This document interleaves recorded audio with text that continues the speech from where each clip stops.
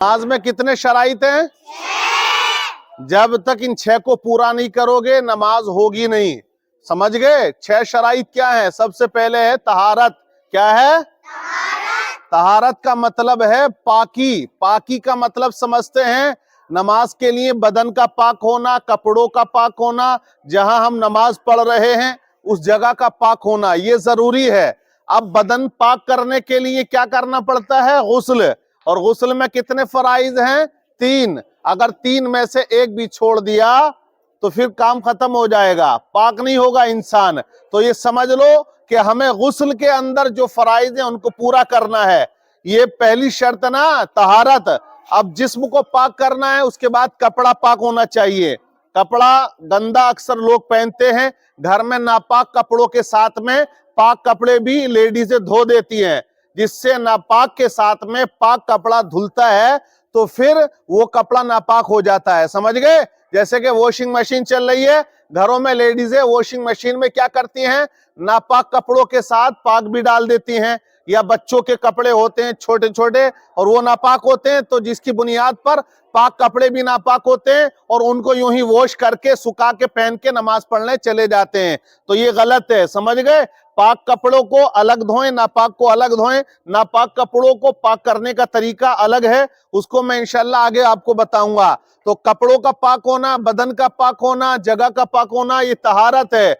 उसके बाद दूसरी शर्त जो है नमाज के लिए वो सतरे औरत है, यानी कि जिस्म का छुपा देना। नाभ से लेकर घुटनों के नीचे तक मर्द के लिए हुक्म है। औरतों के लिए नमाज में सिर्फ चेहरा खुला होना चाहिए और हाथ की हथेली, बाकी पूरा जिस्म जो है वो ढका होना चाहिए।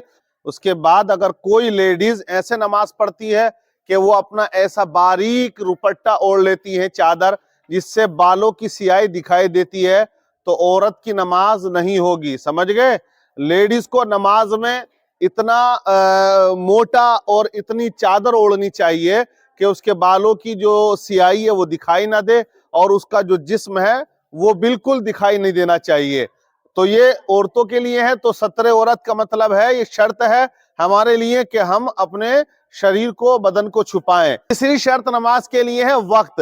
अगर वक्त पे नमाज पढ़ेंगे तो होगी, वरना नहीं होगी। अगर कोई बंदा ऐसे नमाज पढ़ता है कि जोहर की नमाज के लिए खड़ा हुआ और 2 रकात पढ़ी थी, असर का टाइम शुरू हुआ, तो नमाज नहीं होगी। समझ गए? उसकी नमाज कज़ा कहलाएगी और उसको फिर कज़ा करनी पड़ेगी, वो वक्त पर नहीं कहलाएगी, क्योंकि वक्त पर ही नमाज अदा करनी चाहिए। जोहर की जोहर में, असर की असर में, मगरिब की मगरिब में, ईशा का वक्त हुआ तो ईशा की नमाज, और फजर का वक्त है फजर की नमाज। कोई अगर नमाज फजर के लिए खड़ा हुआ और इतनी ताखिर उसने कर दी है कि 1 रकात पढ़ी है, सूरज निकल आया, तो उसकी नमाज नहीं होगी। तो वक्त का होना ये शर्त है। और चौथी जो शर्त नमाज के लिए वो नियत का होना है।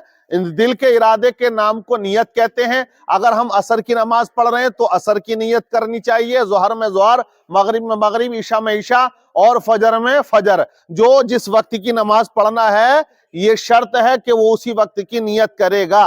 5वीं शर्त है नमाज के लिए इस्तकबाल किबला।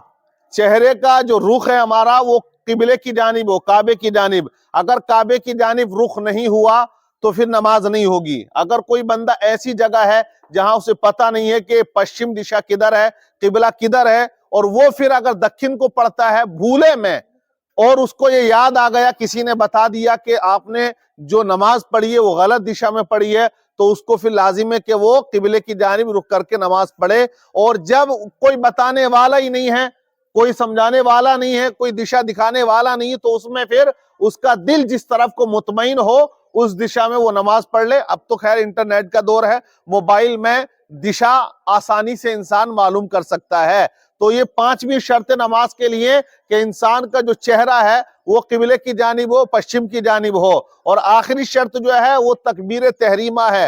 अल्लाह अकबर कह के नमाज शुरू होती है। अल्लाह अकबर अगर नहीं कहोगे नमाज शुरू नहीं होगी, नमाज शुरू नहीं होगी तो नमाज ही नहीं होगी। इसलिए अपनी जबान से हमें नमाज पढ़ने के लिए जब खड़े हों तो इतनी बुलंद आवाज से अल्लाह अकबर कहना चाहिए जिससे हमारे कान सुन लें, अगर कोई शोर शराबा नहीं हो रहा है। اگر امام صاحب کے پیچھے ہیں تب بھی، اور امام صاحب کے پیچھے نہیں ہے تب بھی تو پڑھنی ہے۔ بہت سے لوگ کیا کرتے ہیں، امام صاحب کے پیچھے ہوتے ہیں تو صرف ہاتھ اٹھاتے ہیں اور نیت باندھ لیتے ہیں، یہ غلط ہے۔ تکبیر جو ہے وہ شروع کرتی ہے نماز کو، اور آپ تکبیر کہہ نہیں رہے ہو، نماز شروع ہو نہیں رہی ہے، نماز شروع نہیں ہو رہی ہے، تو پھر یہ آپ کی نماز ہی نہیں ہوگی، سمجھ گئے؟ تو اس لیے 6 شرائط نماز کے لیے آپ کو ان کا جاننا نہایت ضروری ہے۔